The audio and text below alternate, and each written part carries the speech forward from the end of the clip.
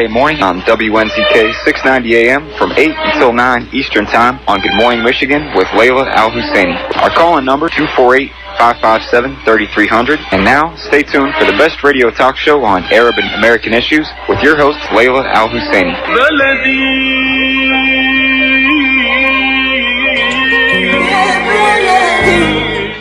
Yeah, we got to probably change that intro now because although Radio Bellady is every Friday, I'm only on the second Friday of every month, and then I fill in occasionally on other Friday. I know it's all typical Arab. We're very confusing. But anyway, good morning, everybody. It's Friday, April 19th, 2019. It's Good Friday for Christians, and this weekend is the traditional Easter. Next week is the Orthodox Easter, which is where many Middle Easterners are from. They're from the Orthodox religion. So they're actually celebrating Palm Sunday this Sunday, and they'll be celebrating Easter next Sunday. Now, what's really cool about being Orthodox Christian is that the American Christians celebrate, the mainstream Christians celebrate Easter this Sunday, and then on Monday, all the Easter candies go on sale 75% off. That's when all the Arabs come out, we buy all the candy, and then we use it for Orthodox Easter, which follows the following Sunday. So it's a good thing to be Orthodox Easter. This is the Arab Street Radio and Podcast, broadcast from Detroit, Michigan through 690 AM WNZK Radio. And I'm in Chicago, and I have a friend on this morning, Ali Younes, reporter with Al Jazeera English and other publications he writes for, like The Intercept, a great publication. We're going to talk about the aftermath of the Israeli elections, or what I like to refer to as the second Palestinian Nakba, the election Nakba, in which Arab voters boycotted and only voted at a rate of about 50%, losing seats on the Knesset from 13 to 10. Had they voted to their maximum potential, 20% of the population, they could have won 24 to 26 seats in the Knesset, making them a formidable voice on Israeli policies. We're also going to discuss the vicious attacks directed against Minnesota Congresswoman Ilhan Omar by the administration of President Donald Trump. Trump continues to cross the line in attacking Omar, Muslims in America, and also the Palestinians. But we'll also tackle the tough question, about Omar. Is she being smart by allowing herself to be portrayed as a Muslim representative of Congress, or should she just present herself as, hey, I'm an American elected to Congress? She happens to be from Somali, and there's a big debate, of course, whether Somali is Arab or not. I don't know, but it's among the 22 Arab League countries, so I'm going to consider it Arab. But is it fair to then criticize some American Jews for dual loyalty? They have dual citizenship and dual loyalty. They put Israel above, the interests of the United States. Could somebody argue that Omar is putting the issue of Islam above the issue of the United States, especially since in the United States we have a constitutional separation of church and state? Anyway, those are some of the topics we're going to be talking about. And as you know, if you're outside the Detroit area, you can go online to Hanania.com and click on the links to listen to this radio show anywhere in the world and join us. So, hey, Ali Younes, welcome to the program, man. It's great to have you on again. Thank you, Ray. Thank you for having me. Oh, it's good. What have you been working on recently? Give us a little, summary there of what you've been doing and some of your stories before we kind of dive into the Israeli elections and the Omar controversy. Well, I'm working on, there's currently an Afghan talks. As you know, the U.S. government under Donald Trump is trying to disengage from Afghanistan and withdraw the U.S. troops from Afghanistan. So there is an intra-Afghan talks among themselves, the Afghanis, the Taliban, and the government, and the community society there try to converge to Doha in Qatar to talk among themselves to reach a consensus among the different components of the Afghan society. And so I've been following this up. All right, but it has been postponed. And your stories are published on Al Jazeera English online, correct? Yes, yes, but the Afghanis, much like Arabs, they are in a lot of conflict among themselves. So this meeting supposed to take place tomorrow has been postponed. And I worked on my latest story was about it was a conference in Doha about holding countries and individuals responsible who committed war crimes to be responsible before the international law, and either regional laws, international law, regionally or domestically. And I conveyed the voices of people of Syria who complained that after 8 years of war, nobody was held accountable. Mainly, they blame the government of Bashar al-Assad for their problems, and others blame rebel groups for committing war crimes. So I conveyed these voices and the voices of this region, the Arab world and the Muslim world, who have been suffering from atrocities of civil wars and wars imposed upon them by outsiders. Right. So this was my latest piece on that. Good job. I Thank you. Of course, that I always look toward you as one of the top writers in the Arab world. There are a lot of people that I think are good writers, but too often a lot of Arab journalists are really Arab columnists. They express their opinion. They write from opinion rather than fact. And I know that your stories are focused on facts, based on facts, and written, from the standpoint of professional journalism, which is, why that's you what and should I be are done. friends. I mean, we report the news. We're not We're not the news. I am not the news. I am not a newsmaker. I am a news reporter. Yes, and in my case, obviously, I'm not a reporter. I am a columnist. I used to be a reporter, but I openly, when you openly say you're writing an opinion, that's one thing. But too often in the Arab world, we have Arab journalists who say they're reporters covering facts, but then turn it into opinion and not identifying it as opinion is a problem. So, hey, Ali, let's talk about the Israeli elections. What did you expect to happen, and what was your reaction to what resulted?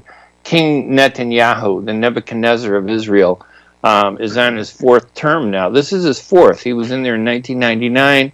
And then came back, I think, in sometime in 2006 or 2009, and was in for 10 years. They're 5-year terms, and now he's going to be in for another 5 years. It's it's almost like we invited him, didn't we? What'd you make of the Israeli elections? Well, first of all, I think when I think about Israeli elections, it's Israeli society who elected Netanyahu, and I think. Israeli society in the past, 20 years has moved steadily to the right and more right. And you could see where in the past 20 or 30 years where we're talking about the labor versus the Likud. The labor has all but been decimated. They only have maybe 6 seats. So the labor is almost have disappeared. Right. And Netanyahu and the Likud and the entire right movement, now 35, the Likud has 35 seats, but the entire right movement has over 60 seats, maybe 65 seats.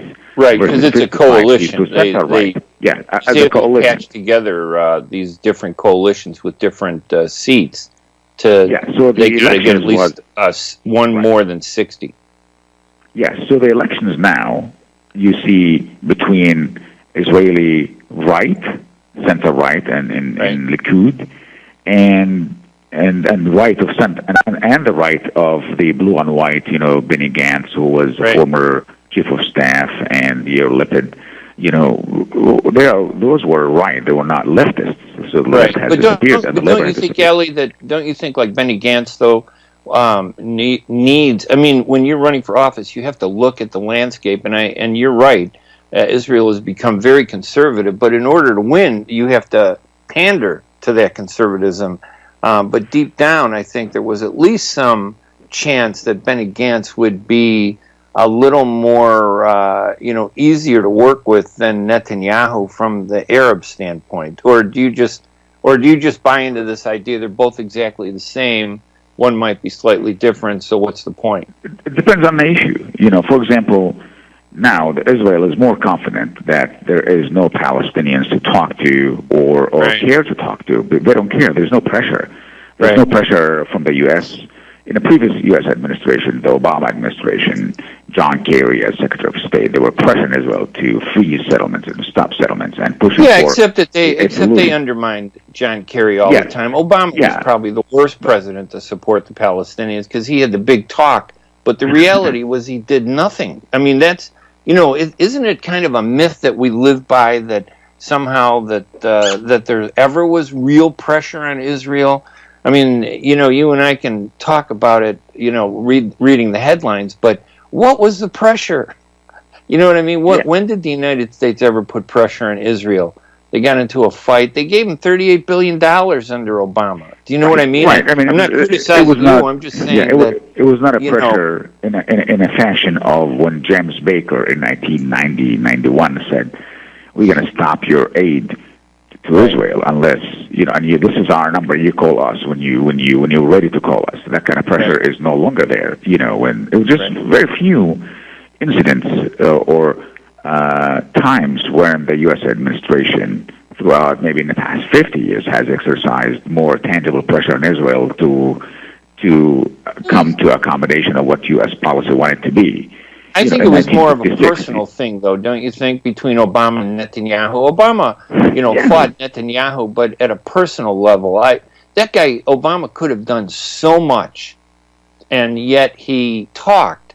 But it was Hillary Clinton, right, who allowed the wars in Gaza to go beyond, to the point where Israel would get what it wanted. They could have stopped those wars many times early and prevent deaths, but more people were injured and died under Obama's 8 years in office than under his predecessor, George W. Bush. But that's because when Obama was elected, when Obama was elected, many Arab countries, many Arab people thought Obama was a savior. Was their savior. Yeah. Obama was there to help the Arabs or the Palestinians. The truth of the matter is, and your audience there in the U.S. know, that Obama was elected as a president of the United States of America. The American people. So people had high expectations from him in the region because of his heritage, because of his past, and that was false. That was false, and the false expectations from him, and they were set up for disappointment. And we know, like you said it, Obama was disappointment. And I believe, and I've said it many times during his presidency, in fact, when he was elected and right after, that Obama was a weak president with his relation to Congress. He was bullied. He was pressured. Happy talk. They give us happy talk. Even Bill Clinton. Those 8 years where he opened the peace process. It really was kind of not an intentional trap, but it was intended to kind of strengthen Israel and undermine the Palestinians. And Arafat, though, wasn't strategically experienced in political maneuvering, the way the Israelis are. And he was checkmated. It was like a chess game that we continue to lose.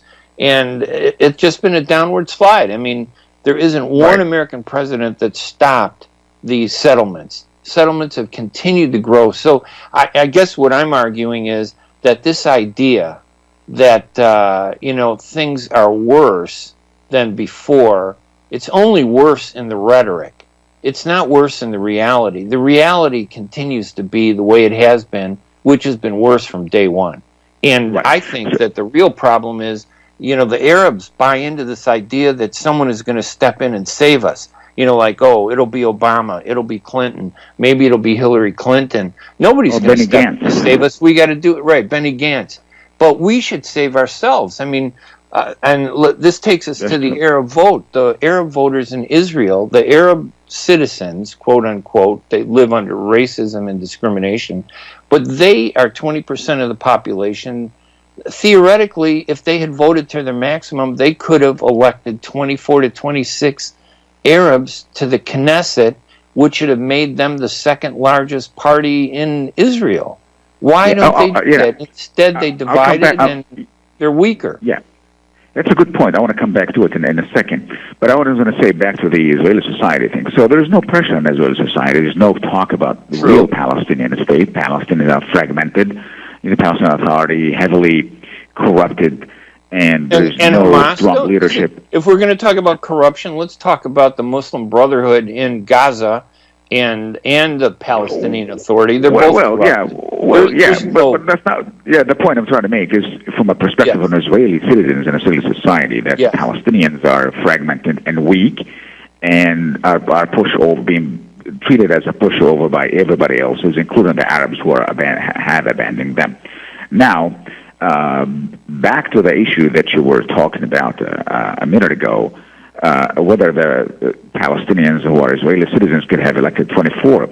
But, bear in mind the Palestinian community inside Israel, who are Israeli citizens, are not one block. Many of them vote for the Likud, and many of them vote for the Israeli Communist Party, HaDash. So many of them vote for Arab-only political parties. So it's not that the 20% population could have elected 24, and all this 24 will be solidly one block. It's different groupings. There's the Islamic movement. There's a communist. There's Likud. The Druze. What you're arguing though is vote for the Likud. Surprising to me, though. That's surprising to me, though, that a Palestinian in Israel, whether they're communist or whatever, Islamist, would not stand together with other Palestinians against racism and discrimination. Do you understand what I'm saying? You're right. There are several Arabs that are elected to the common Israeli ground parties. with the Likud party. There is Ayub Kara. I don't know if you know him, but he's a Netanyahu minister. He's a minister of communication, and I know him. And I met him before. I saw him. Actually, I didn't meet him, but I saw him at the Knesset. I was doing a story there. So he's a Palestinian, but he's of a Druze. Doesn't have any bearing his religious faith what is. But this guy is a Palestinian in Israel. He's an Arab Israeli, and yet he's with the Likud. Have a bearing. He has a constituency that votes for the Likud. Likud, Netanyahu, who treated differently than who's openly anti-Palestinian. Yeah, but the Druze are treated differently. They're treated differently, but still, I mean, listen. Why would 50% of the Arabs in Israel not vote? Why would they not vote? What's the logic of not voting? Because they want to boycott? I don't get it. This idea of let's boycott and have an impact. Boycotting doesn't have an impact. It has no impact. But perhaps Ahmed Tibi have said it. Some people look. If I was an Arab or a Palestinian citizen of Israel, okay. Do I, vote and say, well, I have a vote and this is the state, is my state. I want to salute the flag, the Israeli flag, where I see in reality, like you talked about reality and rhetoric, in reality that I am a second-class citizen and this state does not recognize my rights, that sees me as a threat, as an Arab, sees me as a fifth row, like as a potential terrorist, doesn't respect me, doesn't give me education. My village is downtrodden. Why should I vote for this state? Why should I participate? Ask blacks. Ask African Americans. Why should African Americans vote? They were treated as second-class citizens. They were discriminated against. There were laws, in the United States against blacks. But yet they voted, and look how they've changed the United States with still being a small minority of the country. Right. They can make a change. Why don't we do that? What is it about the Palestinians that tells them, I can't make a change because I'm discriminated against? They still can vote. They still do have some rights. But there's a difference here, I'm trying to get the arguments from their perspective, try to analyze it. I understand. I'm just saying that. In Israel, you cannot be, if you're an Arab, Palestinian, a Christian, or Muslim, you cannot be a Jewish Israeli. You know what I mean? Right. So there always be differences. Now, if Israel moves to a multinational state, where I, as a Jewish or as a Christian or as Muslim, have equal rights before the law and before society and before the government, maybe we have a different dynamics there. But from their perspective as a minority and who feel discriminated against, whether perceived or real, they feel, why should I participate in this so-called democracy and give legitimacy to this democracy where, in fact, I will never be accepted? So I think, in my opinion, unless the Israeli society elect more leaders who are closer to this point of worldview, that Israel is a state for all its citizens, and there is a Palestinian state, or historic Palestine become a state for all of its inhabitants, Jews, Palestinians, and Arabs, where they have equal rights, like South Africa or U.S. or any modern democracy today. I think you will see a different kind of thinking. But until that to happen, you'll see that those of you who are isolationists who say, I don't want to participate in this, I want to give it legitimacy. I am, an Arab or a Muslim or a Christian. I want to continue to be. That to me, listen, Ali, that to me is stupid politics. I'm going to say that. It's stupid politics to believe that you have the power to make a difference, but hey, we're discriminated against, we're kicked around. There are 66 laws that discriminate against Arabs, and Israel is an apartheid country, but they still have the right to vote, and they could have elected 24 people had they voted their potential. Hang on, Ali, 1 second, because we got to take a quick break. This is the Arab Street Radio. I'm Ray Hanania with my guest, Ali Younes from Al Jazeera English. We're talking about some really interesting topics, the election in Israel, and we'll talk about Ilhan Omar's being targeted by racist rhetoric from President Trump and the Republicans and some segments of our society. As soon as we come back from these messages, we'll be right back right after these messages. If halal is important to your family, you can trust that Miramar will offer not only the highest quality halal products, but the best tasting and healthiest foods that can be placed on your family table with confidence. Miramar is the first and oldest halal certified food brand in America, serving the Arab and Muslim community, and offers a wide range of halal food products. Check out Miramar's halal food selection today by visiting Miramar's executive distributor, Ziyad Brothers Importing at www.ziyad.com.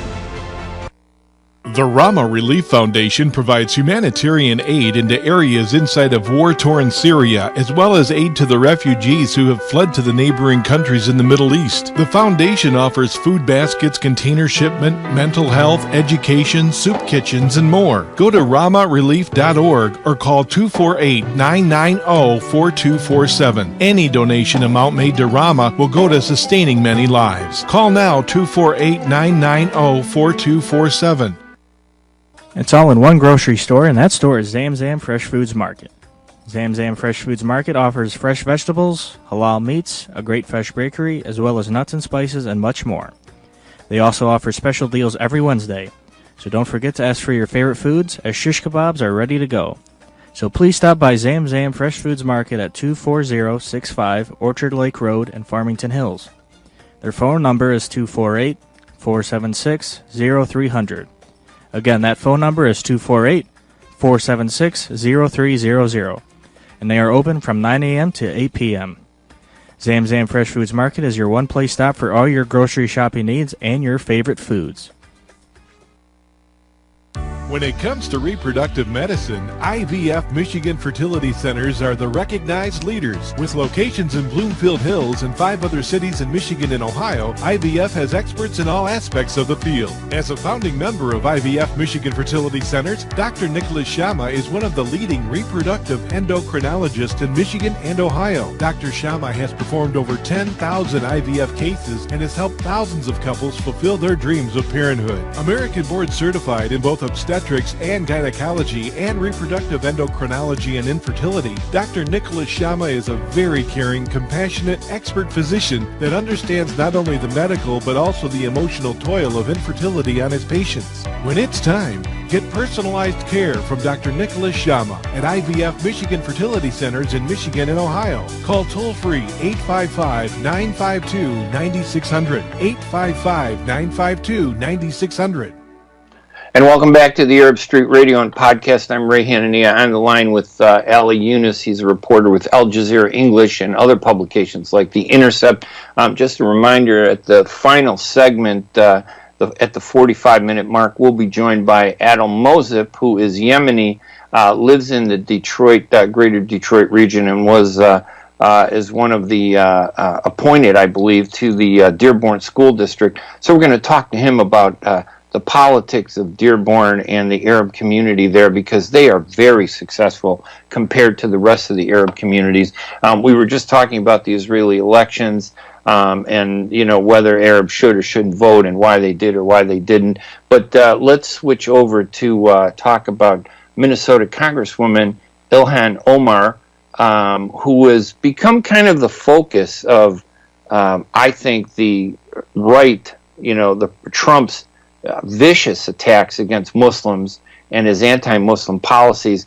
And I raised the question this week about maybe Omar should stand up and point out that, hey, I'm an American just like you. Even though I'm Muslim, don't bring up my Muslim religion. I'm in favor of civil rights, and I think that we should respect everybody, Christian, Muslims, and Jews. I think she's kind of been boxed in, and she's kind of going with the flow as a Muslim congresswoman, and in a country where we separate religion and state, I think it kind of weakens her argument. What do you think, Ali? Well, I think, for Congresswoman Omar, I think she should stay away from the label. Like, she was elected to represent her constituency in Minnesota, right? Not because of her religion, Right. Christians in the Congress, Christian Americans or Christians in Congress or Jews in Congress, they're not there in Congress to represent Jewish religion or right. Jewish constituency or Christian constituency who happen to be Christian, but they represent Americans, constituency. I am an American regardless of my faith. So, and I think Ilhan Omar should move the conversation. And she can make a stronger argument, can't she, if she defines herself, hey, I'm an American symbol of what this country is all about. I happen to be Muslim. I happen to be from Somalia, which many people consider Arab, but technically I think a lot of people don't consider it Arab. A lot of Somalis don't consider themselves Arabs. But, perception is reality. Facts in this country sometimes don't matter. But I agree. I think that, and of course, when you bring this topic up, though, you get criticized by Muslims who are proud to see a Muslim say, hey, I'm a Muslim and I'm going to change this place. But doesn't it kind of feed into that criticism of American Jews who have dual nationality? Ilhan doesn't. By the way, I don't believe she does. But American Jews have dual nationality. They're Israeli citizens and American citizens, and Congress people who are Jewish American who put Israel's interests above the interests of the United States. That was one of the criticisms that they threw at Omar, ironically, that it's okay for them to do it, but when she does it, there's something wrong with it. Well, I think, look, for Omar critics and distractors and those who attack her, they would attack her regardless of what she said because they resent the fact that who she represents. And because she happens to be Muslim, but Keith Ellison, her predecessor, is a Muslim. He was a Muslim American, and he is a Muslim American. He was, present her district, and now he's Attorney General of Minnesota. He was not vilified and attacked the way Omar has been attacked. And I think you should move the conversation from me being Muslim, and I represent Muslims, I represent Somalia, or whatever. But those are accusations were thrown at her. She's not necessarily. She comes out and saying, I'm in Congress because of my faith, or I represent my faith in Congress. But I think she should move the conversation away from those elements and say, look, I'm an American first and foremost. I represent my constituency. I represent my district, who elected me not because of my faith, because of what I promised them to do in Congress and how should I help them in Congress or on the national level. But but the real issue here, in my opinion, I think in this political environment in the U.S. today, they jump on Ilhan Omar because it's easy to attack Muslims. It's easy to attack Americans and get away with it. So and I think it appeals to some latent, racism or prejudice in some people in the U.S. To be that ugly and that vicious against people who are not sharing your faith. So, but when you're a congressperson, you still have to be really smart. For example, when she spoke before CARE, the Council on American Islamic Relations, in March, she made some comments that I really thought were, flippant about one of the most significant issues that Americans face. And I'm not saying that she was soft on terrorism, but I think her rhetoric, she needs to be much tougher and more careful, saying something like, some people did something and that all of us were starting to lose our access. It was almost as if she minimized, the impact of, 2,996 Americans getting killed by 19 terrorists who don't represent Islam, but who claimed to represent Islam. And I thought that she should have been a little more considerate and tougher.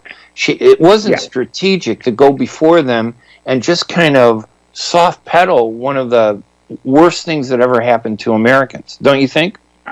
Yeah, I agree. I think Ilhan Omar, she's going through a learning curve. There's a difference between being an activist in America and, activists in the U.S. They say all kind of crazy things. Right. All kind of conspiracies. You could have a website and say U.S. controls, the UN controls the U.S. Yeah. So Omar is going through a transformation from being an activist who could say whatever she wants in her environment, political environment, or her supporters, to being a member of U.S. Congress. She is sitting on the U.S. Foreign Relations Committee. And you can't just say these things and get away with it, because all the microphones on you, all the eyes on you, you are under a microscope. Every day people watch and listen every word you say. Especially when you know you're being assaulted for being Muslim. And I'm really proud, actually, to see her stand up and defend us. Same thing with Rashida Tlaib, who I want to talk about too.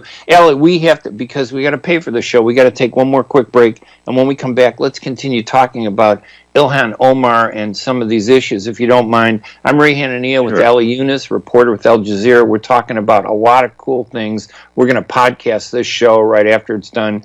For those people who are just joining us, who may join us a little bit later, I'm Ray Hanania. We're going to be right back right after these messages. KASHAT's Mediterranean Market and Shish Kebab offers a great array of your favorite Mediterranean meals. Meals range from lamb specialties, shawarma sandwiches, seafood dinners, and they offer special big trays of your favorite food, plus much more. KASHAT's Mediterranean Market and Shish Kebab address is 32839 Northwestern Highway in Farmington Hills. Their phone number is 248-538-9552. That number again is 248-538-9552. And the supermarket is open from 8 a.m. to 9 p.m. KASHAT's Mediterranean Market and Shish Kebab will definitely leave you satisfied. Life is a nonprofit charity that's provided humanitarian aid and development to people and communities for over 25 years, regardless of race, color, religion, or cultural background. When disaster occurs here or around the world, Life for Relief and Development rushes in to provide food, medical aid, and shelter to those in need. Please help improve these efforts. Make your tax-deductible donation to Life now at lifeusa.org or call 248-424-7493.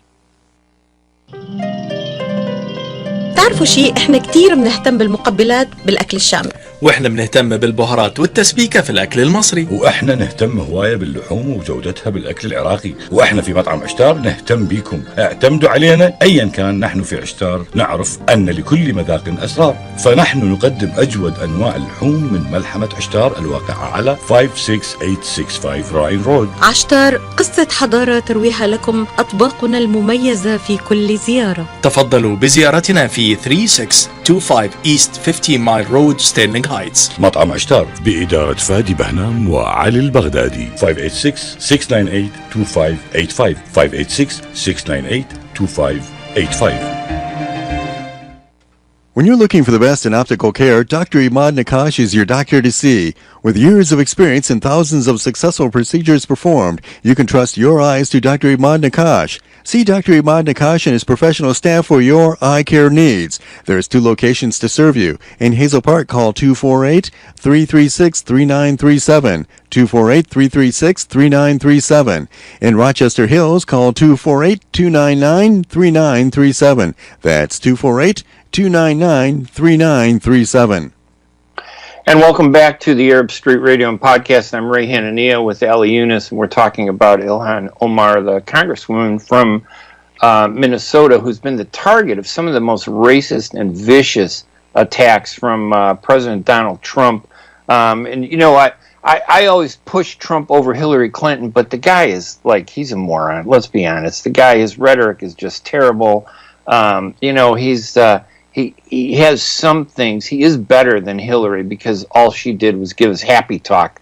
But Trump, I thought, would kind of destroy the game board, and I think he has to some effect. But his policies have been terrible, and I know that he's planning to unveil some kind of peace plan that I think is going to sink, not just because, whatever it is, it won't matter, but the Arab world just totally is going to reject it. So it's not going to go anyplace. So the idea that I had thought that he was going to bring change that would give us an opportunity, I think the opportunity was there, but I don't think the Arabs were smart enough, the Palestinians were strategic enough to take advantage of it, and they pretty much laid back and decided to protest and not try to influence them. You know, Ali, there's also another congresswoman with Ilhan Omar, Rashida Tlaib, who's Palestinian American, and she's really pushed the Palestinian identity, and I think maybe she faces the same thing, but she's in a unique position. She barely won her office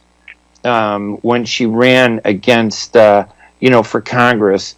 And there were 3 African Americans, I believe, maybe 4, who split the African American vote. And the president of the Detroit City Council, who's an African American woman, was within a few hundred votes of, beating Rashida. Don't you think Rashida, I know she's made a big deal about Palestine, and I'm happy for her, although it hasn't changed one thing about Palestine, but doesn't Rashida need to kind of focus on her district and champion African American rights, because her district is 80% or 75% African American, and if she doesn't do it, she's not going to get reelected. That's true. I mean, an election around the corner for Ilhan Omar, yes, for the first class of U.S. Congress of last year. The election is right around the corner, and I think if they were elected to represent their constituency and their districts, and they should focus on those. Now they could champion other international issues, from their podium, being member of Congress. But I think this should not take them away from focusing on their own constituents and on the issues of their district. And like you said, Rashida Tlaib she has 75% constituency who happen to be African Americans. She should focus her energies to help those constituents of their issues. And she's in a peculiar place because, like you said, I think the president of the Detroit City Council, Jones, Brenda Jones, yeah. Yeah, Brenda Jones, and she could win. She could take that seat away from Tlaib if she continues to project herself as concerned about foreign policy only. We're proud that she is a Palestinian American, and she can be a great for the Arab American community. But nevertheless, she has a constituency to serve and to help. And bear in mind, we have so many Jewish Americans in Congress, and they were not elected because they don't peddle or project out there, I'm Jewish American, and this is my Jewish identity, and I am help the Jews, and I'm going to help Israel. They represent mainstream Americans who in their different districts. They didn't go out. They were not elected for being Jews or to represent Jewish Americans. So I think we should move in that direction. She's not the first Palestinian to get elected to Congress. I mean, she's the first Palestinian woman, but Justin Amash was elected to Congress. He's a conservative. Yeah. Nobody seems to talk about him because he seems to be too conservative for us. And then even, I think, John Sununu. I mean, everybody says he's Lebanese, but his family was from Palestine. They moved up to Lebanon. Technically, he's a Palestinian, but nobody wanted to talk about that. So it's almost the activists who have kind of rallied around Rashida, who, by the way, she only won by almost, I think it was 850 votes. Yeah, between 800 to 1,000 votes. Yeah, and there were like 20,000 other votes that went to black candidates. And I think Brenda Jones would have won had there not been 3 other, African Americans at election. Rashida really needs to focus on that because this could be the only time we see a Palestinian dress in the U.S. Congress. I tell you, the importance for Rashida Tlaib and Ilhan Omar in Congress, for me at least, I see that it's a birth pangs for our community to be accepted in the mainstream and to go out there and become member of Congress, to be accepted of who they are, regardless of their faith or religion or ethnic background. And I think it's good that we have Omar and Tlaib in Congress, and I think it sends the message for the future generations, for young Arab Americans or Muslim Americans or African Americans, that you can be a person of color and you can be a person of a different faith than the mainstream and become a member of Congress. And, America accepts everybody. But I think except Rashida Tlaib blocked me from Twitter, but she didn't block Benjamin Netanyahu. She didn't block, Benny Gantz. She didn't block any of the Israelis, but she did block me, a Palestinian, because we have this internal attitude that if you dare to criticize us, then somehow you're not a good person. So well, I think is that the major issue for Tlaib? And I think you'll forgive her if her political future depends on you. Yeah, I mean the point is that if you can't claim to be a champion of Palestinians when you block other Palestinians you don't like. I'm sorry, it just doesn't work. Look, our community, and I see it overseas, are very emotional. And, and look, me and you have been working in journalism for decades now. Yes. And we're friends for over 2 decades now. We've done 3 decades.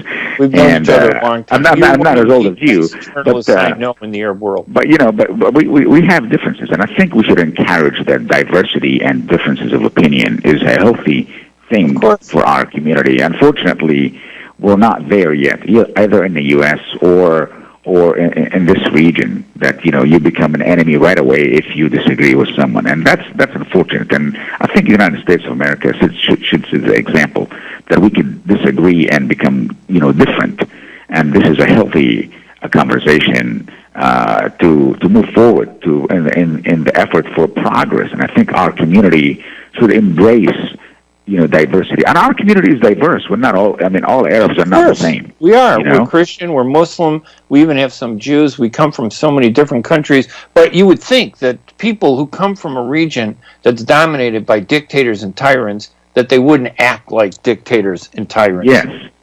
Yes. I wrote a piece on that, by the way. Remember last year I wrote a piece on the differences. Yes, you did. It was a good one. I should have quoted I'm sorry, I should have brought it up and quoted you. Yeah, because look, when I see the Palestinians who left Palestine in 100 years ago, not because of the war, before the war, during the Ottoman times, who settled in the U.S. or Latin America. But I could see the difference between Palestinians or Arabs who grew up or lived in dictatorial countries become authoritarian because that's a dominant view. Where other Arabs or Palestinians become, if they lived in more open societies, more democratic societies, they tend to become open and more democratic in their approach to life and worldviews. But and that's differences. I think it's a matter of where you stand on many issues.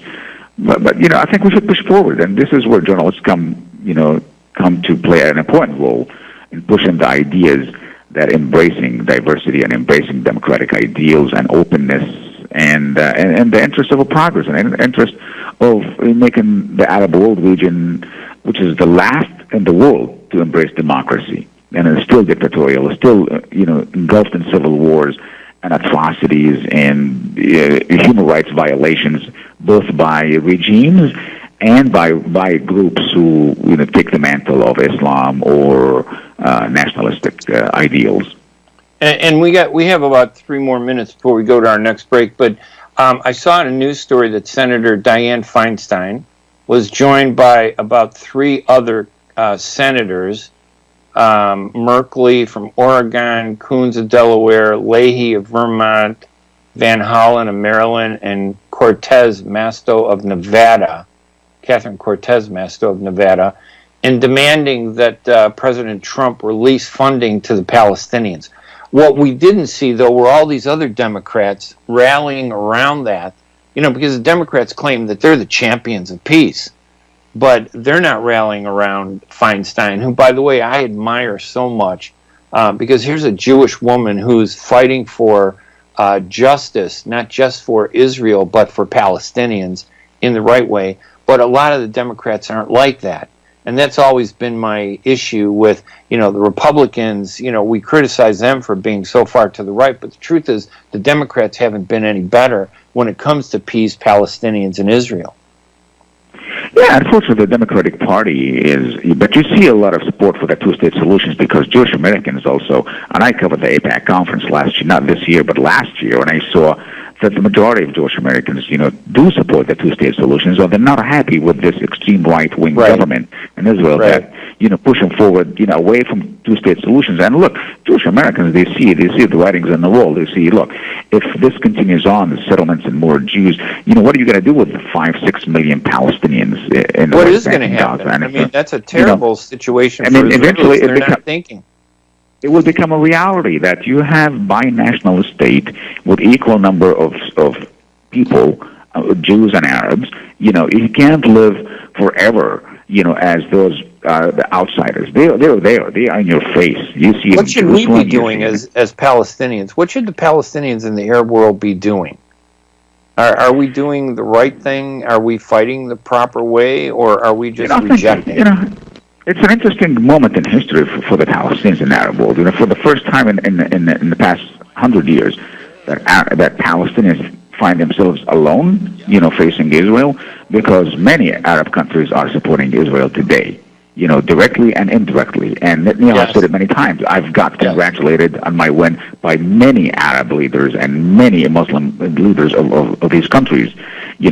They see Israel as a friend. They no longer see it as someone who's occupying Palestinian territories.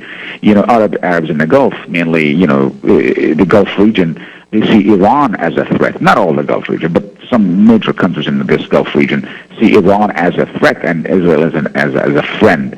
But, I want to make a clear distinction here. Though the regimes, such as Egypt or maybe Saudi or Bahrain or UAE see Iran as a threat and Israel as a friend, the populations across the Arab world, from my experience and from my, contacts in this region, I see major differences between what the leadership think and what the population think. The population don't see Israel as a friend. They see it as someone who's occupying Palestinian territory. Unless Palestinians feel, that they have a state and they are secure alongside Israel, and under this two-state solution, nothing is going to move forward as far as the populations are concerned. All right, let's take our final break, and then we'll be joined by Adel Mozip, who is a member of the Dearborn School Board. We'll talk to him about, kind of politics in Detroit, which is probably the greater Detroit region where Arabs have really achieved so much more than Arab populations, around the country. And of course, April is now Arab American Heritage Month in 19 states, recognized by 19 states, including with a law that was introduced by Mike Madigan here in Illinois, making it a law that no frivolous racist mayor like Rahm Emanuel can just brush it aside, or Governor Rauner can just ignore it for 8 years as they did. I'm Ray Hanania. We're going to take a quick break, and we'll be right back right after these messages. تعرفوا شيء، احنا كتير بنهتم بالمقبلات بالأكل الشامي، واحنا بنهتم بالبهارات والتسبيكة في الأكل المصري، واحنا نهتم هواية باللحوم وجودتها بالأكل العراقي، واحنا في مطعم عشتار نهتم بيكم. اعتمدوا علينا أيا كان. نحن في عشتار نعرف أن لكل مذاق أسرار، فنحن نقدم أجود أنواع اللحوم من ملحمة عشتار الواقعة على 56865 راين رود. عشتار، قصة حضارة ترويها لكم أطباقنا المميزة في كل زيارة. تفضلوا بزيارتنا في 3625 East 50 Mile Road, ستيرلينغ هايتس. مطعم عشتار بإدارة فادي بهنام وعلي البغدادي. 586-698-2585 586-698-2585.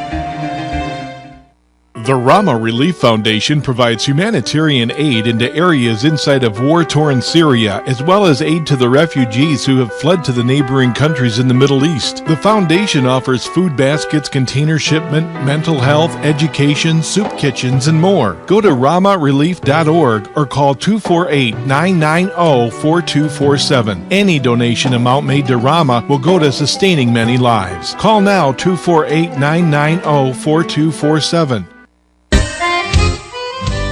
Are you going to start a restaurant or grocery store soon? Do you need floor plans and designs? Call Naji Abood at 734-744-9796. Do you want to buy kitchen and restaurant equipment at discount prices? Call Naji Abood now, 734-744-9796. New Concept Products and Design, the trademark of kitchen equipment. 5% discount on all purchases of $75,000 or more. New Concept Products and Design, new location, 31185 Schoolcraft in Livonia. Learn more at www.newconceptproducts.com. Call Najee Abood 734-744-9796. Life is a nonprofit charity that's provided humanitarian aid and development to people and communities for over 25 years, regardless of race, color, religion, or cultural background. When disaster occurs here or around the world, Life for Relief and Development rushes in to provide food, medical aid, and shelter to those in need. Please help improve these efforts. Make your tax-deductible donation to Life now at lifeusa.org or call 248-424-7493. And welcome back to the Arab Street Radio and Podcast, broadcast from Detroit, Michigan through 690 AM WNZK Radio. You can always go to Hanania.com and you'll get the podcast links for this radio program. We had a great discussion, and Ali Younes, reporter with Al Jazeera English and other publications like The Intercept, he's going to hang on with me, and we're going to welcome Adil Mozip to the show for our final segment.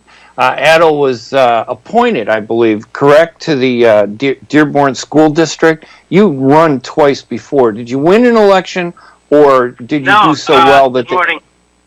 Good morning, Ray. No, I actually lost in both elections, so this is why I'm being appointed. But they felt you did such a great job that they appointed you. I did. I came in so close in both times, and there was a vacancy this time. Obviously, the former trustee, Fadwa Hamoud, was appointed as a Solicitor General, and it's the first Arab American and woman to be appointed to that position. So she had to resign from the current board, and then there was an appointment process. 11 people applied, and I was one of these people. And thank God I was blessed to have 4 of the members to select me for this position. So, I want to introduce you. I want to introduce you to our friend Ali Younes, reporter with Al Jazeera. Ali, this is Adil Mozip, real active young person in Greater Detroit who's engaged in politics. Yes, thank you. But tell us a little bit, Adil, about why is the Greater Detroit so successful? Is it because you got more Arabs concentrated there? I mean, you got so many people elected to office at all kinds of levels in Detroit, Michigan. Right, we do. However, if you actually look at the number of people here and the number of elected officials, we're still not at par. We're still really, like, for example, City Council in Dearborn, we only have 2 Arab Americans who are elected. So it's still a big process, and obviously I'm the first Yemeni American to be elected in Dearborn or to be appointed to hold office. So it's a challenge for us Arab Americans to be engaged politically, although these are very high times, and we should be very vigilant, and everybody should be voting at this time. We know that. Are you from Rashida Tlaib's district, in her district? No, I'm actually... You're outside her district. Yeah, I'm in Debbie Dingell's district. I was just going to say, Ray, that elections have consequences, and Arab Americans have seen that firsthand. So it's very important that people are engaged, that people register to vote, and that they make their voices heard at the ballot. And you think they do that enough? I mean, in Detroit? No, they don't. Not at all. Actually, in the precincts where Arab Americans are a majority, we're seeing still the turnout hovering around 40%, and it only gets to 50% in presidential elections. But I hope in the past few years we have learned so much that people now will start taking their civic duty very seriously. Do people in Detroit get mad when an Arab runs against another Arab? Oh yeah, it happened last year in the elections. I mean, we had 5 Arab Americans running for 2 seats on the school board, and all of us Arab Americans lost. So really, it does tell you sometimes. Identity politics is not that great sometimes, and that's why I myself run as a Dearborn resident. I put my identity. Obviously, that's going to add to the diversity of the board, but I'm here to serve everyone, regardless of whom they are, where they came from, or how they pray. And you're Yemeni, at least. Listen, at least Arabs recognize Yemenis as Arab. The Somalis, they're kind of on the cusp. We are the roots of the Arabs, but we are sometimes forgotten and marginalized, and hopefully that's not going to be the case moving forward.